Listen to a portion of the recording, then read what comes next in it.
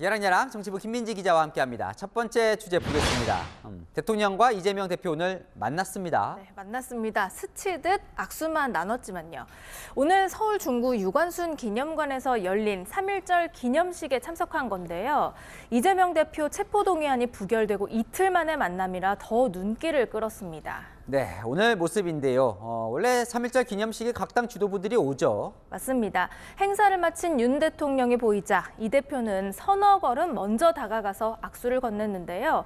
윤 대통령은 잠시 눈을 마주치며 악수하고는 이내 다른 사람들에게 시선을 돌렸습니다. 서로 아무 말은 없었습니다. 네, 자, 대선 끝나고 이 두 사람이 만난 적이 있었습니까? 아니요, 윤석열 대통령 취임 후에 두 사람이 만난 건 지난 10월 국군의 날 행사 이후 두 번째인데요. 당시에도 맨 앞줄에 앉은 이 대표와 짧게 악수를 했지만 별도의 대화를 나누지는 않았습니다. 이 대표, 이 말 참 자주 했었죠. 공식적으로 영수회담을 요청드립니다. 민생 앞에 여야와 정쟁이 있을 수 있겠습니까? 윤석열 대통령님께 민생경제 영수회담을 다시 한번 촉구합니다. 그 제안은 지금도 유효하다는 말씀을 드립니다. 하지만 대선 때 맞붙었던 두 사람은 아직 한자리에 앉지 못하고 있습니다. 네, 다음 주제 보겠습니다. 자, 표의 이름은 어떤 표를 말하는 걸까요? 이재명 대표 체포 동의안에 대한 찬성표입니다. 반대표보다 더 많이 나왔죠. 여야가 이 찬성표를 각각 다르게 부르고 있는데요. 먼저 민주당의 목소리 들어보시죠. 아무래도 이재명 대표에 대한 이제 반감, 반란표라고 이제 봐야 될 것이고요. 그리고 아마 그분들은 벌써부터 비대위 그런 논의를 하시는 것 같아요. 5개 방패 중에 하나는 가짜 방패, 종이 방패라는 얘기예요. 어제 반란표 이탈표를 보면 30표 이상이 이탈했다는 거거든요. 그러면 부결을 주장했던 비명계 의원들이 일종의 트릭을 했다는 얘기거든요.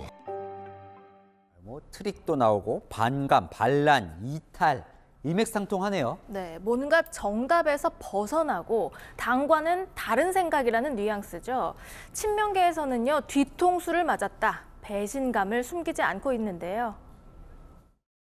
공개적인 장소에서는 전혀 그런 이야기를 하지 않고 오히려 더 부결시켜야 된다라고 이야기를 하고 뒤에서 갑작스럽게 그렇게 그 가결시키는 어떤 표를 조직적으로 모았다라고 하는 것은 의사결정 과정에도 조금 적절하지 못한 정치에 정답이 없고 비밀이 없고 공짜가 없다. 정비공입니다. 집단적이고 조직적으로 했던 분들이 이제 본인들의 의사를 표명을 하겠죠. 민주당 의원들 표의 이름은 살펴봤고 국민의힘이 부른 표의 이름은 뭘까요? 네, 반란표가 아닌 소신의 결과라면서 치켜 세우고 있습니다. 국민들은 반란표라는 표현에 동의하지 않습니다. 그것은 정의로운 정의표고 용기 있는 용기표고 상식에 입각한 상식표라고들 다들 생각하세요.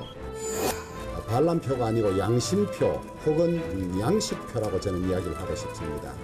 양심과 양식이 있는 분들이 소신을 가지고 한 것인데 그것을 반란표라고 해서 되겠습니까?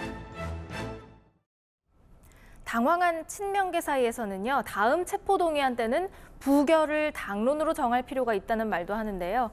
결과에 따라서 표 이름은 달라질지언정 국민을 대신해서 표를 행사하는 그 순간만큼은 각자 양심에 충실하길 바랍니다.